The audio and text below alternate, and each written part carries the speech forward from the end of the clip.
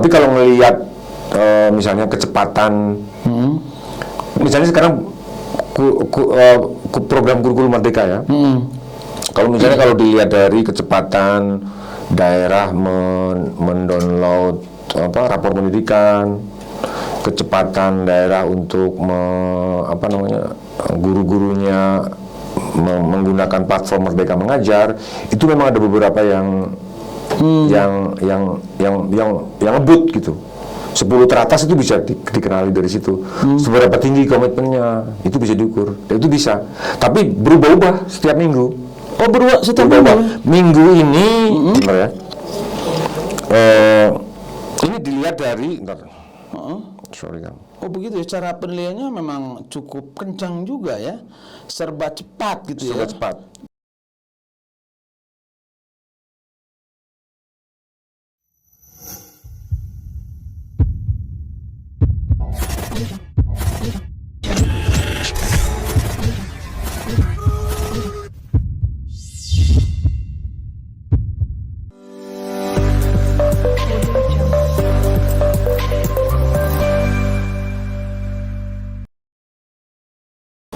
Kayaknya belum ada. Belum ada ya. Mungkin sih penting itu. Iya, karena untuk menumbuhkan semangat ya. Oh gitu ya. Ini ternyata teman-teman di dunia pendidikan itu tidak seperti yang dulu-dulu ya. Karena sekarang sudah hilang alat-alat ukurnya.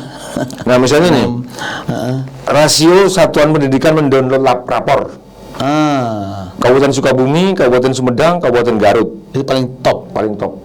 Dari indikator itu ya. Okay. Ada beberapa dan indikator. itu kan mungkin boleh jadi karena ketersediaan atau keajegan atau apa ya, jaringan internetnya atau ya, jaringan internet dan kemauan sekolah untuk memperbaiki diri. Sekolah itu di bawah kepemimpinan kepala sekolah itu. Yap. Oke. Kalau Sukabumi, Sumedang, Garut lumayan. Minggu ini ya per 24 Oktober. Untuk akses untuk Download rapor pendidikan. Karena rapor tadi kan hasil asesmen. Rapor ini bahan dasar bagi sekolah untuk berapa lama sekali tuh? Berapa bulan, berapa tahun rapor itu dikeluarkan? setahun sekali. Setahun sekali. Dan itu rapor sekolah. Rapor sekolah. Itu hanya untuk guru dan siswa. Itu ada rapornya. Oke. Cuman formatnya juga beda, lebih kualitatif gitu. Oke. Jadi sekarang guru harus mikir bener ya. Guru harus mikir bener gitu ya. Ya, betul. Jadi yang BS zaman dulu itu saya kira itu udah mulai hilang sekarang. Kalau zaman kita benar salah. Iya, sekarang itu pertanyaan-pertanyaan nguji literasi, nguji numerasi. Oh, dan kemampuan ini. Ya. Abstraksi dan sebagainya. Jadi kalau supaya nggak kemakan hoak jadi. Oh, ada nggak belajar bicara gitu ya, menyampaikan. Iya, termasuk itu. Termasuk literasi. Oh, itu kategori literasi. Membaca teks, memaknai teks. Jadi nilai-nilai yang dulu yang sering populer, oh dia orang pinter itu karena dia matematika bagus atau bahasa Inggrisnya bagus gitu ya. Yang disebut ukuran-ukuran pinter zaman dulu, zaman saya itu ya, matematika atau kelasnya kelas IPA gitu kan. Sekarang masih ukuran itu masih berlaku atau gimana? Enggak. Udah enggak. Lebih kualitatif lah. Kualitatif. Dan sekolah menyediakan sarana untuk pengembangan itu hari ini. Infrastrukturnya mendukung. Misalnya gini, ada anak yang senangnya ya dia mah ke seniman gitu, atau ada gaya-gaya lebih ke seni, lebih ke apa? Nah, sekarang itu salah satu yang sedang dipromosikan bahwa guru harus melakukan asesmen dulu. Jadi dia mengelola satu kelas berisi 30 anak. Dia harus membuat asesmen kepada anaknya. Asesmen dia per individu ya. Jadi nanti ada pengelompokan. Ya, ada yang senang olahraga, gitu. Ada peminatan. Tapi itu butuh waktu luar biasa ya, butuh kerja luar biasa. Bagaimana guru untuk membuat sebuah atau merancang metodologi pembelajaran yang cocok dengan kebutuhan kelasnya. Itu salah satu beban yang dan itu tidak diseragamkan, enggak? Tidak diseragamkan. Wah, luar biasa. Jadi memang harus mikir ya. Tapi memang butuh apa tadi? butuh satu komitmen guru ya. Guru itu dukungan, insentif, tambahan barangkali. Kan sekarang kalau insentif guru paling gede kayaknya. Ada Bagi guru-guru yang sertifikasi itu yang ikut program sertifikasi. dan sertifikasi masih berlaku hari ini. Iya, tapi tidak untuk semua guru kan. Ada syarat-syarat tertentu yang harus di. Oke. Dan kalau yang saya tahu di daerah itu juga ada tunjangan daerah. Tapi Ada buat tunjangan guru, daerah, betul. buat guru berlaku juga nggak ya? Mestinya iya. Karena ada beberapa daerah yang kalau sudah sertifikasi tidak dapat tunjangan daerah, daerah. gitu ya. Kalau nggak salah tunjangan dari daerah itu diperuntukkan bagi guru-guru yang tidak Tidak dapat itu sertifikasi. istilahnya apa ya? Insentif gitu ya. Tunjangan apa gitu, tapi untuk bagi guru-guru yang belum dapat sertifikasi. Oke. Nah, apakah sertifikasi itu berpengaruh terhadap kompetensi guru? Oke, itu penting. Nah, itu dia. Sebenarnya sertifikasi itu kan istilahnya tunjangan Ya. profesi guru, Ya, TPG ya. Iya, dengan profesi guru. Sebenarnya ada tunjangan itu dimaksudkan agar guru-guru meningkatkan kompetensinya. Iya, Jadi dia kualitasnya. kursus, dia Meningkatkan kapasitas dirinya. membaca lebih banyak, beli buku lebih banyak. Nah, faktanya ya guru menggunakan tunjangan itu untuk konsumsi. Dan kita katanya sekarang itu berjejer di depan sekolah itu kan roda 4 ya, mobil-mobil ya.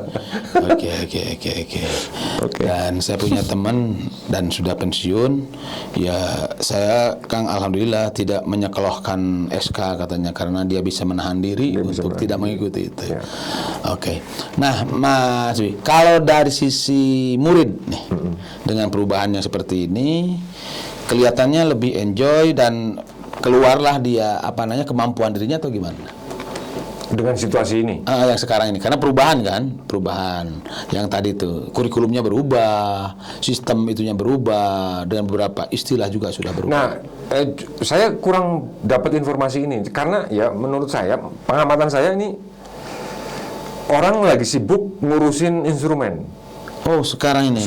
Jadi guru-guru tujuan akhir dari pendidikan itu kan siswa sebenarnya, ya kan?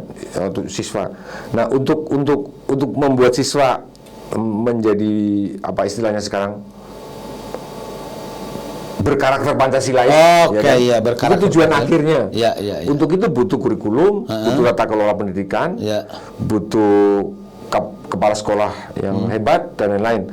Nah, kita ini lagi sibuk ngurusin instrumennya, beresin itu. Perangkat-perangkatnya. Gitu. Nah, jadi itu juga masih banyak masalah gitu. Jadi kita sekarang ini seperti lupa kepada murid gitu. Itu semua jenjang pendidikan itu. Semua jenjang pendidikan. Termasuk perguruan tinggi. Enggak.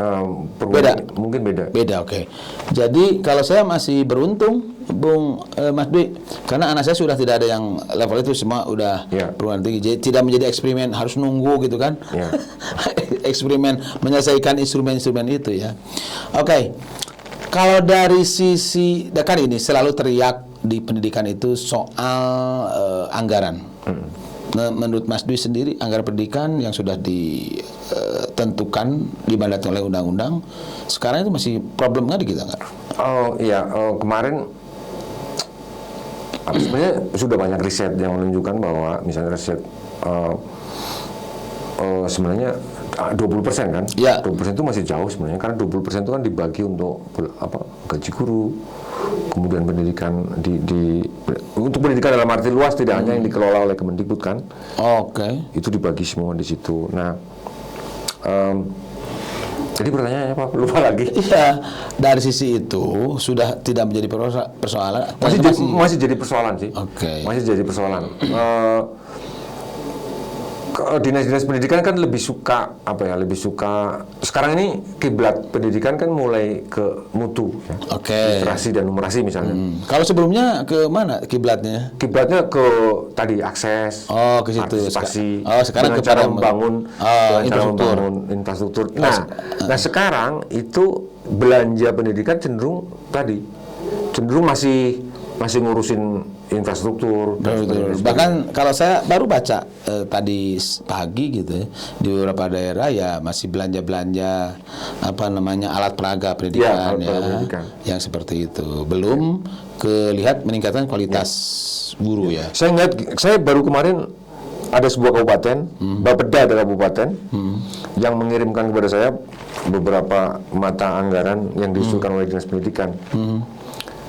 Kabupaten itu punya problem dengan angka partisipasi murni guru. Ya. Gitu. Si Bapeda ini justru lebih agresif daripada Dinas Pendidikannya sendiri. Oh, oke. Daripada Dinas Pendidikannya sendiri. Nah, jadi menurut saya bukan apa ya namanya kegagalan, bukan kegagalan, ketidakmampuan. Jadi anggaran pendidikannya ada, tetapi cara membelanjakan, cara membelanjakan, cara mengalokasikan kegiatan-kegiatan apa aja yang dipakai untuk itu cenderung lemah itu di Dinas Pendidikan. Jadi menganalisis bagaimana belanja untuk meningkatkan mutu kan, itu masih lemah. Iya, masih lemah. Oke, itu faktor ketidaktahuan atau karena apa ya? Atau di situ karena ada kalau yang sekarang lebih ke belanja-belanja yang bersifat physically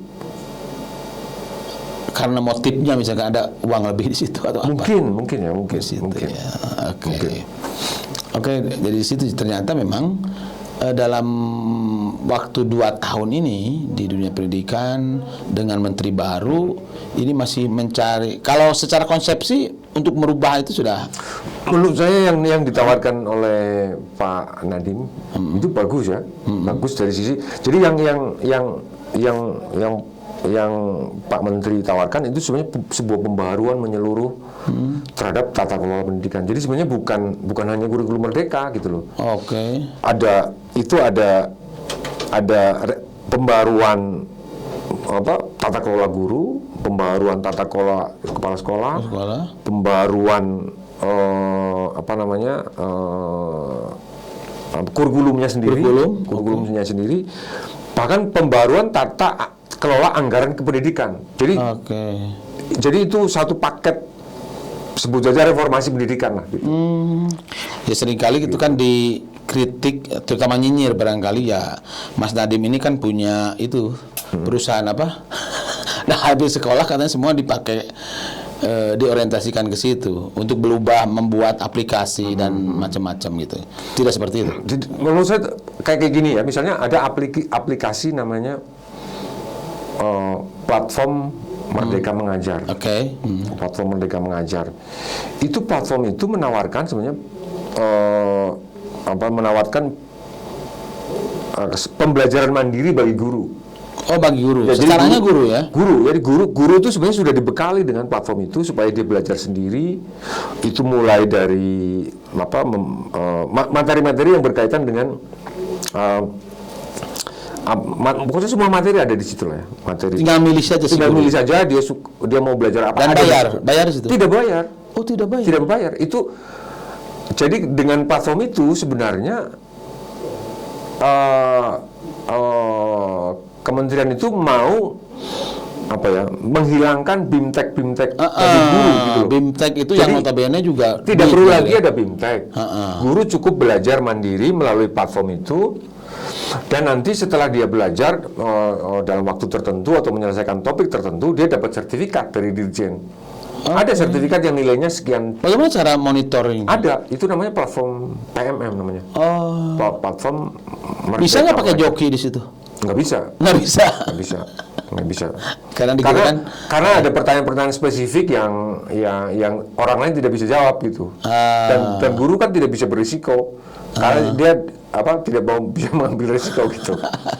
Gitu. Sebenarnya buat saya yang paling penting kehadiran platform Merdeka Mandiri itu ya sebenarnya itu memangkas belanja pendidikan yang selama ini habis untuk bimtek yang notabene yang isinya makan dan minum, sewa hotel dan lain-lain gitu. Itu semua akan dihapus. Guru tinggal belajar mandiri.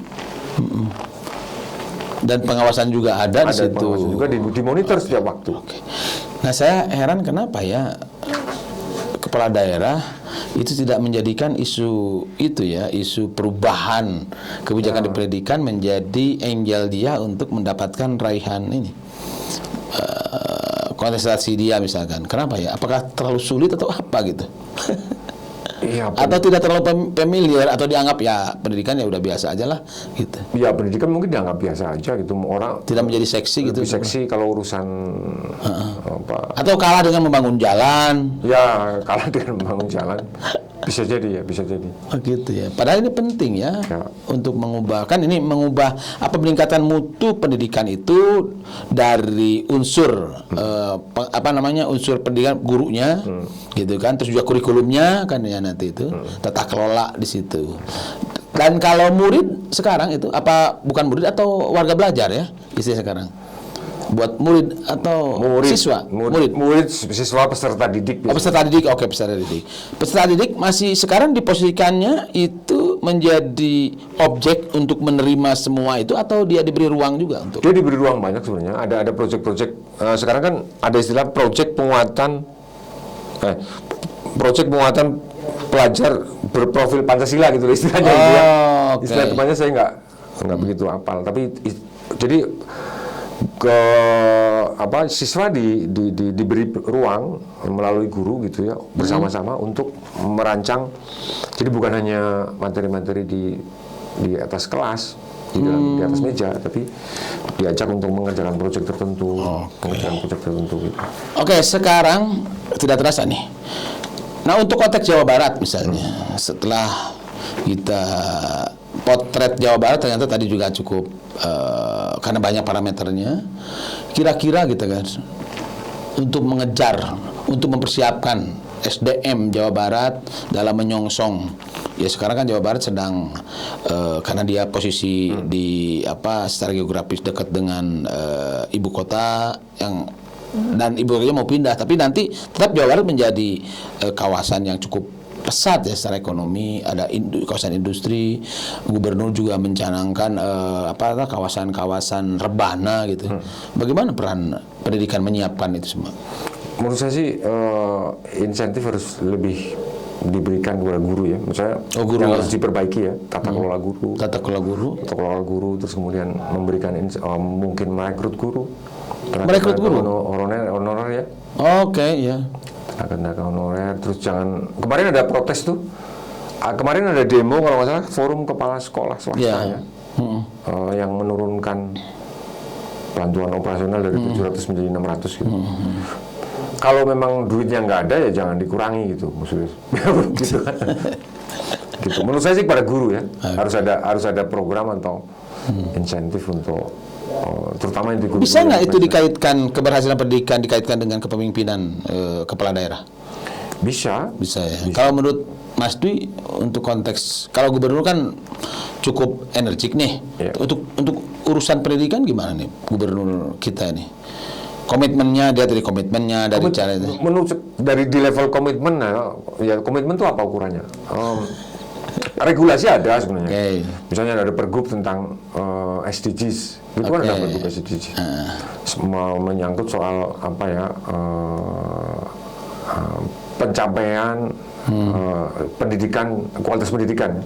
Itu ada pergub tentang itu. Itu sebenarnya dari sisi regulasi dia sudah bagus. Termasuk alokasi budget saya lihat dalam bentuk bantuan hibah ya. Itu saya bandingkan dengan Jawa Tengah, Jawa Timur, memang Jawa Barat relatif lebih besar gitu.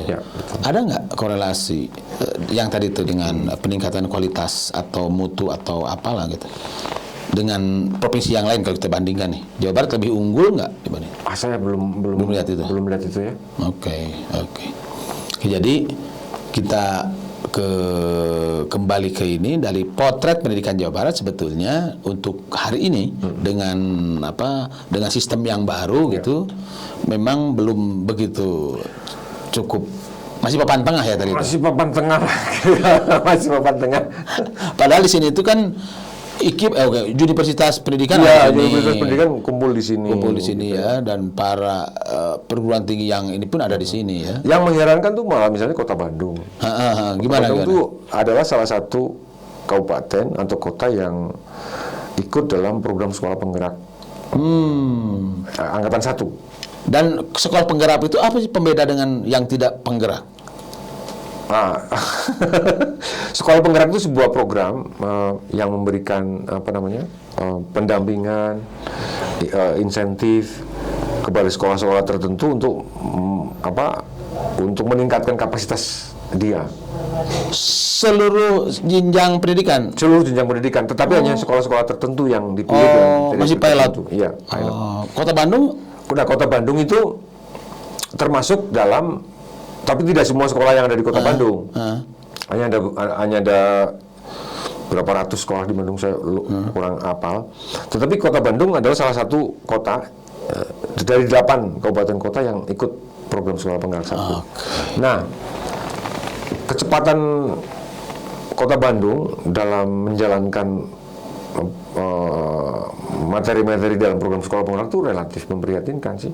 Oh, itu faktor apa ya? Kepemimpinan lebih kepala dinas ya? Atau mungkin kepala dinas ya? Bukan di wali kota barangkali ya? Mungkin, tapi kecepatannya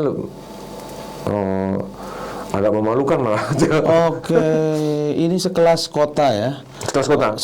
Yang misalnya kualitas wifi-nya bagus, gadget guru dan murid bagus.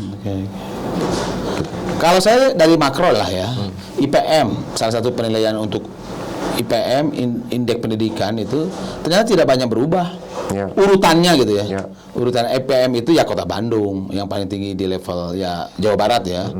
Sumedang itu ke 12 itu. Yang terendah itu mana Cianjur gitu.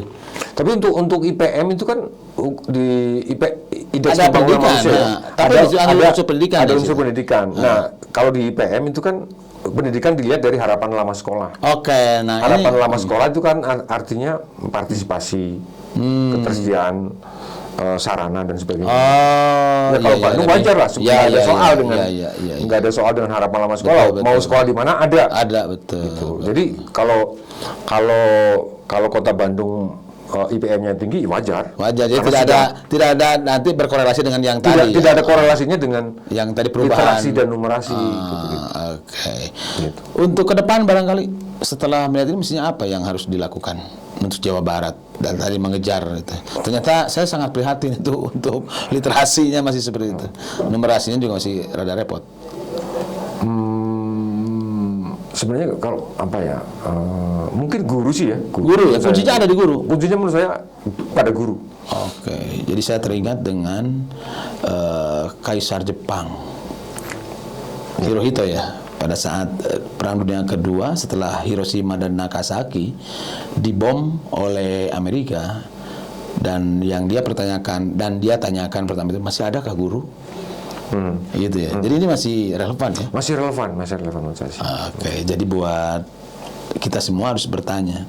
Kita harus sama-sama concern untuk mendorong kualitas guru itu didorong terus, termasuk juga mendorong para pemegang kebijakan di kita untuk memperhatikan itu. Mas Dwi, terima kasih.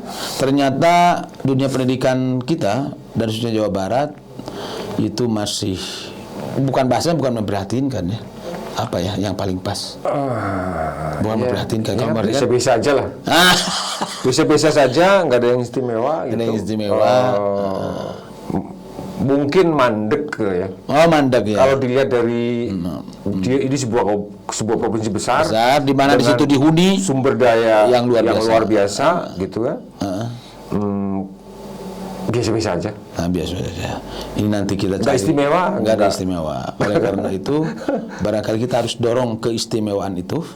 Ya, mudah-mudahan melalui obrolan kita bisa menumbuhkan rangsangan-rangsangan buat para pihak untuk memikirkan itu lebih jauh. Terima kasih, Mas Dwi. Dan jangan lupa subscribe, like, comment, and share untuk info inisiatif progresif di acara Ngulik Ngobrol Urusan Publik. Bersama saya, undur diri. Terima kasih Mas Dwi. Wassalamualaikum warahmatullahi wabarakatuh.